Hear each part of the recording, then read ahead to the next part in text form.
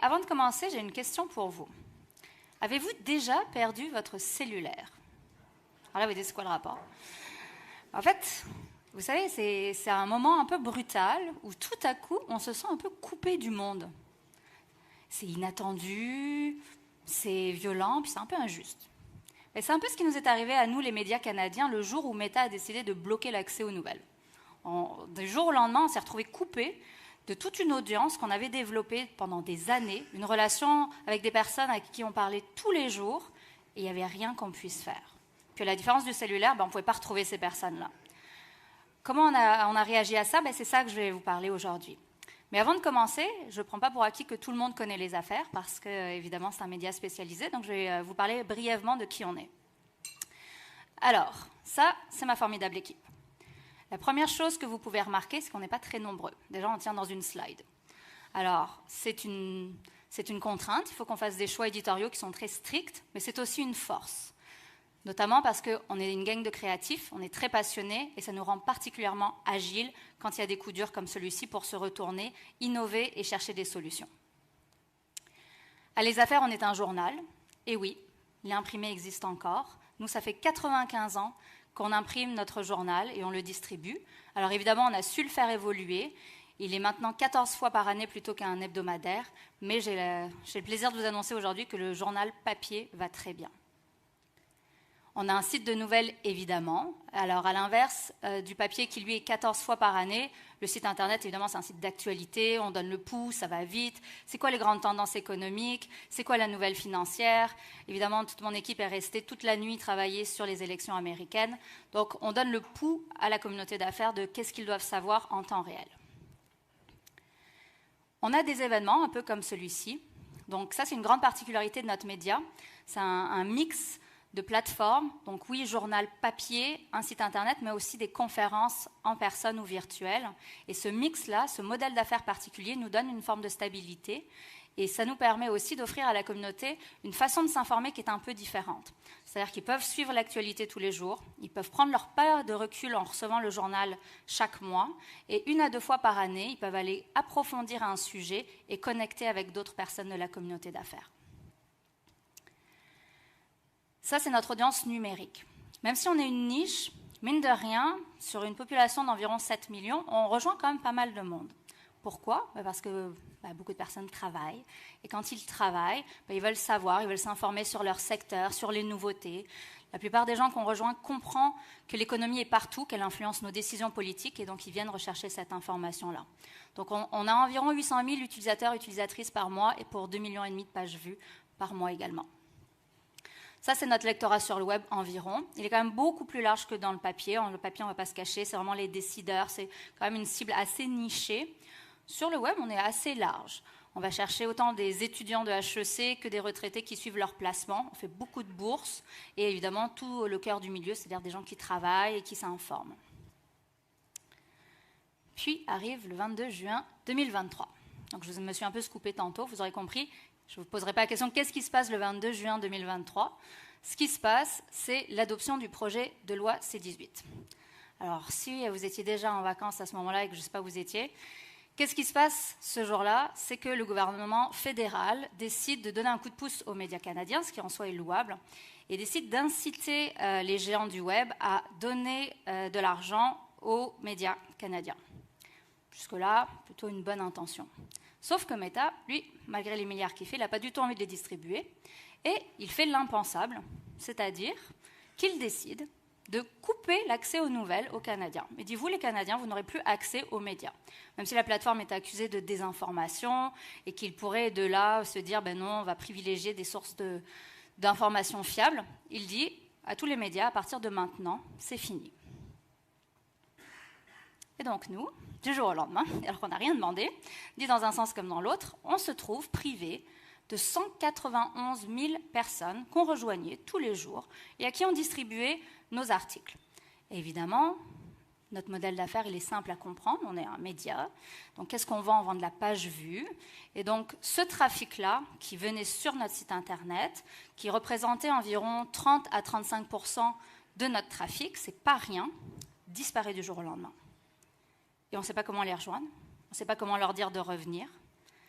Et puis on est pris par surprise. Moi, je suis dans la salle de nouvelles, mon équipe se retourne vers moi, fait « Qu'est-ce qu'on fait ?» Je ne sais pas, je ne sais vraiment pas.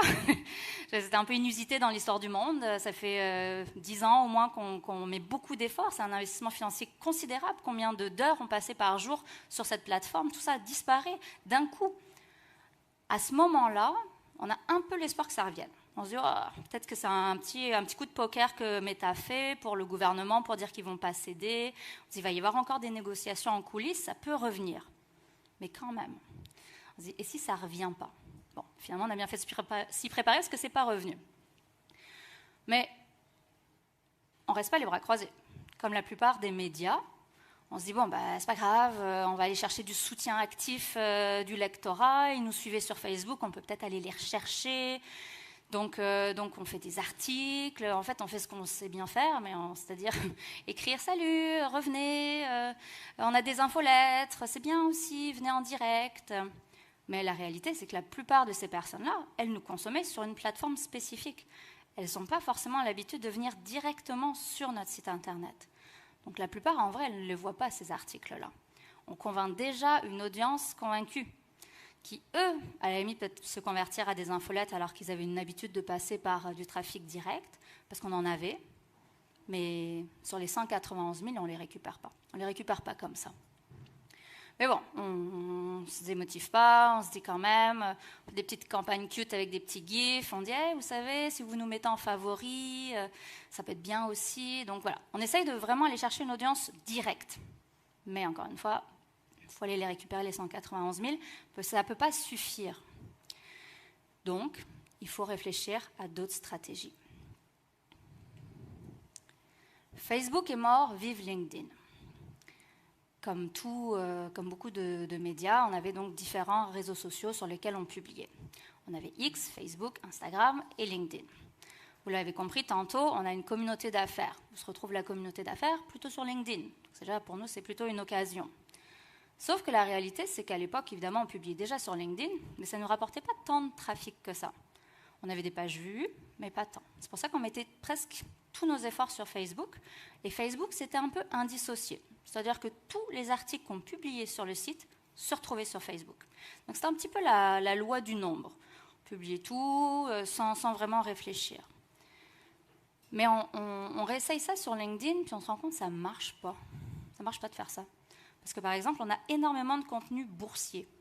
Ça marche sur le site, c'est incroyable comment ça marche.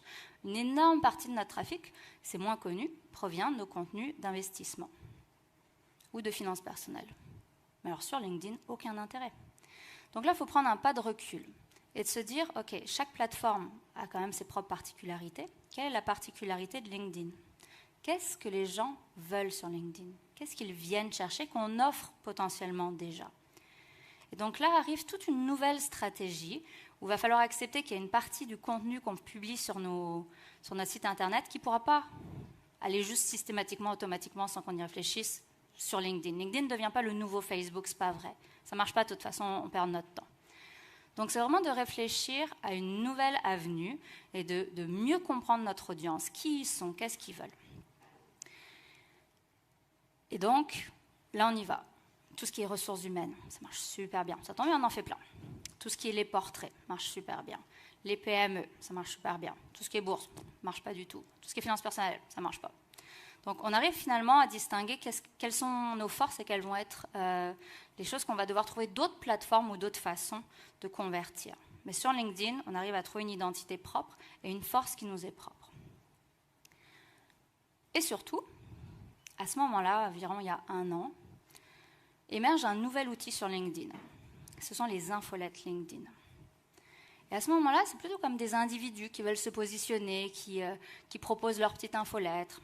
Mais pas du tout de médias canadiens, en tout cas pas de Québécois à notre connaissance, se positionnent là-dessus. Forcément, c'est tellement une niche. Quelques médias américains et européens de ce qu'on peut voir pour un peu observer. Mais personne au Québec fait ça. Et on se dit, nous, on va l'essayer. À l'automne, l'année dernière, on se dit, c'est quoi le sujet chaud? Donc on a vu LinkedIn, c'est tout ce qui est ressources humaines. On se dit, quel est le sujet chaud RH dont on pourrait parler? Et même si ça fait déjà 3 ans depuis la pandémie, on se rend compte que tout ce qui est travail hybride continue à fasciner. Et donc, on décide de lancer un rendez-vous pour ou contre le télétravail, qu'on intitule « T'es à combien de jours ?» Et l'infolettre, elle ressemble à peu près à ça.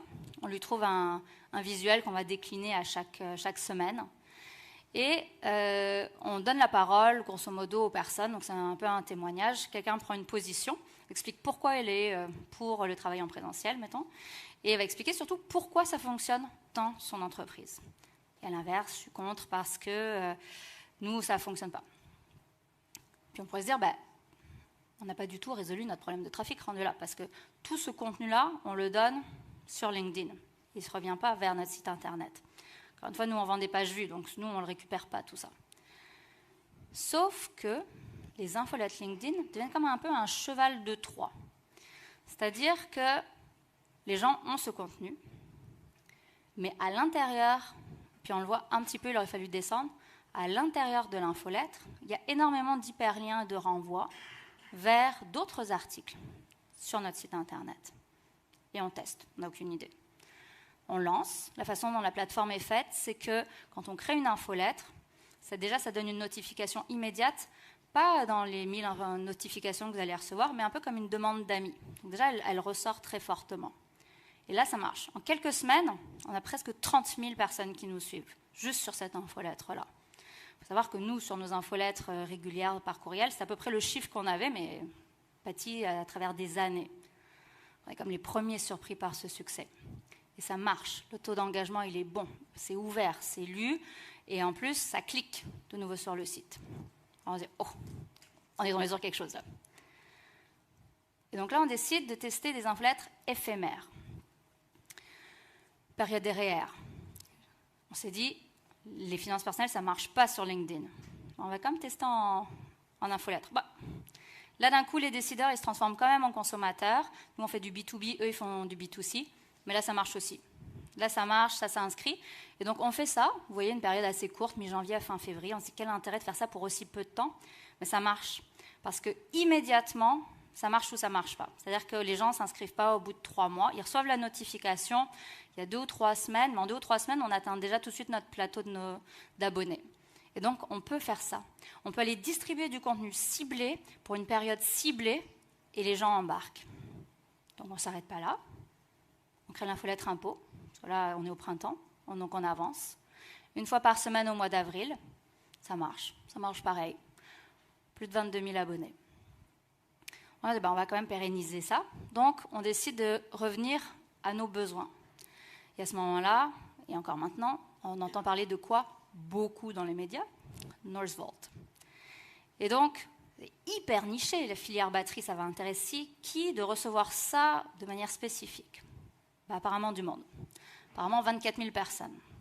Donc nous, on dédie un journaliste à couvrir ce beat-là, plus d'autres choses, mais on commence à avoir cette infolette-là et on commence à se positionner sur cette filière-là qui est émergente au Québec. Et on dit, nous, on va vous livrer du contenu qui est spécifique. On ne va pas vous parler du BAP. Il y a d'autres médias qui le font super bien. Mais nous, on va vous parler d'un pari économique que notre super ministre de l'époque est en train de prendre, qui implique des milliards publics, et on va vous dire qu'est-ce que ça vaut. Et on va vous dire, est-ce que c'est un bon pari? Et qu'est-ce que ça pourrait vous rapporter si vous avez envie, vous aussi, de vous lancer dans la filière batterie? Et ça marche. Et enfin, évidemment, on revient à notre ressource humaine. Ça, c'est le nouveau rendez-vous qu'on a lancé cet automne. On a transformé T'es à combien de jours? On l'a passé à Flex ton travail, qui est sur la flexibilité. Donc finalement, c'est un petit peu le même sujet, et ça continue de marcher. Mais on ne s'arrête pas là. Les infolettes LinkedIn, ce que ça permet, c'est que c'est gratuit, c'est flexible, ça nous permet de réagir. J'ai oublié de dire que, je vais revenir, la nouveauté de cet automne aussi, c'est que ça marche tellement bien que notre département, parce que nous, c'est un canal de diffusion à la rédaction, que notre département des ventes commence à s'y intéresser et nous dire « Ah, ça se monétise cette affaire-là ?» Oui, ça peut se monétiser dans le fond, je pense que oui. Donc pour nous, d'un coup, quelque chose qui était juste une façon de diffuser du contenu devient quelque chose qui va peut-être nous rapporter des revenus, parce que ça n'existe pas au Québec. Donc on arrive avec une offre en plus nouvelle, et donc là on est en train de monter toute une offre en disant finalement pourquoi pas monétiser ces abonnés-là, qui ouvrent, qui cliquent et qui sont engagés. Et donc d'un coup, on a même une source de revenus nouvelle pour le média. Ça se prend bien. Pendant qu'on développe ça et que c'est agile, on décide d'aller un peu plus loin. On décide de repenser complètement l'expérience utilisateur. En vrai, on avait des vieilles plateformes, un vieux site internet, des vieilles infolettres. Moi, ça fait plus de 5 ans que je suis rédactrice en chef. Avant ça, j'étais directrice de contenu du journal et le site internet et les infolettes, on les avait déjà d'avant ça. Donc ça fait vraiment un bout qu'on les avait, puis elles n'avaient pas été repensées parce que c'est des gros investissements. Mais on se dit peut-être que c'est l'occasion, puisqu'on va vouloir favoriser le direct, de repenser le contenu et le design de ce direct-là, de cette expérience-là. Alors, on a changé le site internet, mais j'ai réussi à retrouver à quoi ressemblait le look and feel de notre ancien site internet. Donc vous avez juste un petit aperçu, mais là c'est le début de la page d'accueil. Ça, c'est notre nouveau site internet qu'on a lancé en juin. Donc, ça a été beaucoup de travail, mais grosso modo, à quoi ça ressemble? On a vraiment repensé. On s'est dit, les gens viennent beaucoup pour la bourse. Donc, on va sur la section bourse. Sur la section bourse, ce qu'on a mis, c'est les cotes en direct qui s'affichent et qui défilent. Ça a l'air de rien, mais les gens qui nous aiment pour la bourse, là, ils viennent, mais plusieurs fois par jour. Donc comment on peut les faire revenir? Qu'est-ce qu'ils veulent comme information? Ça sert à rien, mais ça les intéresse. Opinion, c'est quelque chose qui est très fort chez nous. On a beaucoup d'experts et expertes invités de la communauté d'affaires qui nous livrent leurs expertises. Là, on voit toute la page d'accueil qui est repensée, évidemment, au goût du jour. C'est quoi qui marche maintenant? Des grosses images, c'était moins le cas avant. On met en valeur nos dossiers, la bourse, vous l'aurez compris, des contenus partenaires, les finances, etc. Donc, toute l'expérience est réutilisée pour dire, si vous venez sur notre site, ça va être agréable. Vous allez profiter d'une expérience où vous êtes vraiment dans un design et une interface qui est plus 2024. Ça, c'est nos anciennes infolettres. Donc, on a vu les infolettres LinkedIn, ça, c'est les infolettres. Alors, là, je vais vous les montrer, mais par souci de transparence, elles sont encore plus laides qu'elles ne l'étaient réellement, parce qu'en essayant de retrouver, faire une capture d'écran, puisque nos images ne sont plus hébergées, parce qu'on a changé de site internet, en plus, toute la colonne de droite, les images ne s'affichent pas. Mais grosso modo, ça ressemblait quand même à ça, c'est-à-dire pas d'image, si vous le voyez. Bon, pour être fair, comme je dis, la la colonne de droite, il y en avait là, mais c'est un peu tout fouillé. Est-ce que c'est de l'opinion? Est-ce que c'est de l'actualité? C'est quelle section? De quoi on parle? On ne le savait pas. Okay. Et puis on en mettait de manière illimitée. On était au volume. Pas du tout comme ça qu'on fait les nouvelles infolettres. Nouvelles infolettres, déjà, on resitue où est-ce qu'on est. On fait un petit mot de bienvenue, voilà. On met un texte en vedette pour cette infolette-là, plus 2 autres. On renvoie toutes les nouvelles. Après, c'est la section opinion. Il y en a 2. La fameuse bourse, les dossiers spéciaux, etc. Et il y en a beaucoup, beaucoup moins. On valorise l'agrégation, on valorise qu'est-ce qui est condensé. Donc une expérience qui est quand même vraiment repensée. Ensuite, développer des audiences mieux ciblées. Je vous les ai dit, pour Facebook, c'est un peu la masse. Avec LinkedIn, déjà, on se resserre. On accepte que pour tout ce qui est bourse et autres, ça ne sera pas notre canal de diffusion. Et on accepte qu'il va y avoir plus de gens en direct pour ce type de contenu. Donc on commence à distinguer. Mais ce qu'on lance aussi, c'est pas moins de 7 nouvelles infolettres. Des infolettres hyper nichées, hyper ciblées. On en lance 2 hebdomadaires, la bourse et les ressources humaines, qui sont nos secteurs les plus forts pour lesquels les personnes nous reconnaissent et pour lesquels on produisait de toute façon déjà énormément de contenu. Pourquoi ne pas aller chercher des personnes qui sont intéressées exactement par ces contenus et de leur offrir exactement ce qu'ils veulent? Ça semble évident, mais on ne le faisait pas. Ensuite, des contenus pour lesquels on aime se positionner, qui sont des beats internes. Donc, malgré notre petite salle, nos journalistes ils sont spécialisés dans quelques secteurs qui suivent, mais on n'avait pas d'infolette qui reflétait cette prise de position-là de la rédaction. Manufacturier, énergie ressources naturelles, immobilier, international, marketing, communication. Et là, une fois par mois, si ça vous intéresse, on va vous envoyer, pas 50 articles, 5 articles, parfaitement adapté à ce que vous recherchez. Et ça, c'est de la valeur ajoutée. Au milieu de tout le bruit, on n'arrête pas de parler de toute l'information, il y en a trop. Mais nous, on vous propose d'aller chercher l'information qui vous intéresse sur votre secteur. Et ça, c'est une force. On ne fera pas des centaines de milliers de personnes inscrites à chacune de ces infolettes, ce n'est pas l'objectif. On en aura quelques milliers, quelques dizaines de milliers. Mais c'est très important pour nous parce que ces personnes-là, elles veulent exactement ce contenu-là. Alors qu'avant, on espérait les rejoindre en leur envoyant dans un grand flot d'informations à travers un algorithme qu'on ne contrôle pas. C'est assez opaque, vous le savez. Mais là, on les rejoint. Et on sait qu'elles veulent exactement ça. Et ça nous permet aussi de mesurer leur intérêt. On regarde l'engagement, on regarde le taux d'ouverture. On peut aller les rechercher plus directement pour leur pousser après des conférences que nous, on fait sur ces thématiques-là. Oui, tant qu'à faire. Donc, on vient dans un écosystème qui fait du sens aussi à l'interne. Et pour les annonceurs, qui fait du sens aussi. Enfin, l'IA. J'imagine que vous allez en entendre parler beaucoup aujourd'hui. Comme beaucoup, on se pose la question, qu'est-ce qu'on fait avec l'IA? Donc nous, dans nos propres processus, on y réfléchit, on a tout un chantier interne pour réfléchir comme média comment on peut accélérer. Mais en vrai, on a déjà commencé à s'y intéresser.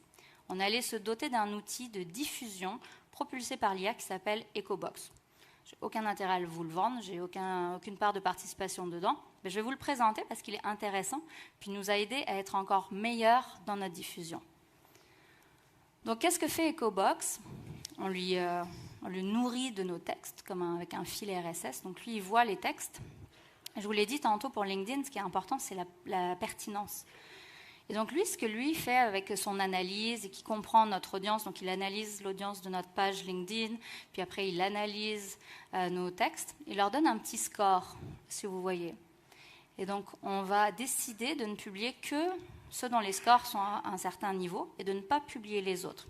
On peut faire ce choix manuellement, mais encore une fois, sur le volume, pourquoi ne pas céder? Donc, lui, il nous donne une note et il nous aide à choisir si oui ou non on veut les publier.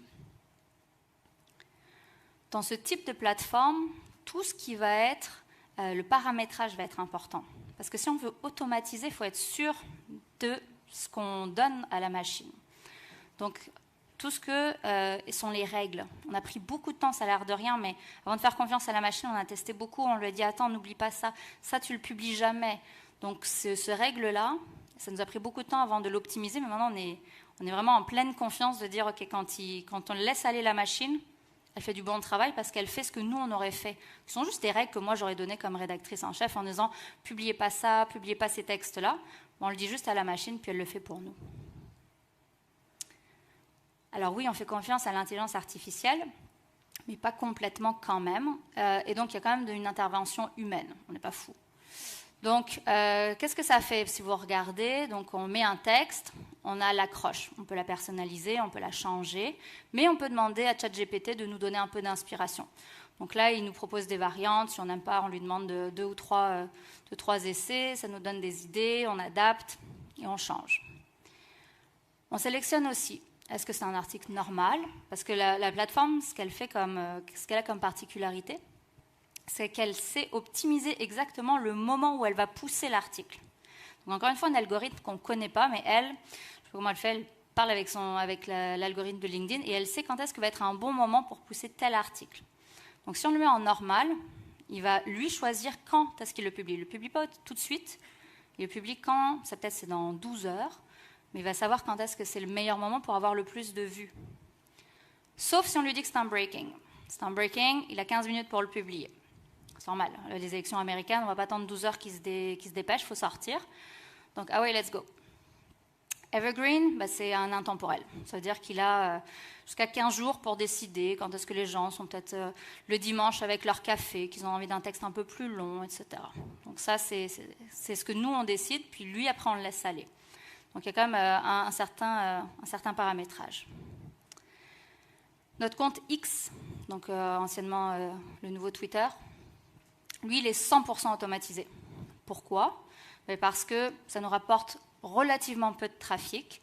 On ne peut pas se permettre de ne pas y être du tout, mais ça ne vaut pas la peine d'investir beaucoup de temps humain sur la plateforme. Donc lui, on l'a paramétré et on laisse 100% aller. À droite, c'est les textes déjà publiés.